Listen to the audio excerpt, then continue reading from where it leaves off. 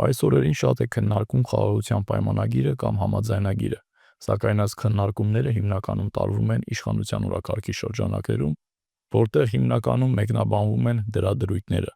այնինչ այսօր իրականում որևէ փաստաթուղթ չի կարող երաշխավորել խաղաղություն և կա մի պարզ պատմական ճշմարտություն, որ ցանկացած խաղաղություն միայն հնարավոր է այն դեպքում, երբ կա ուժերի բալանս։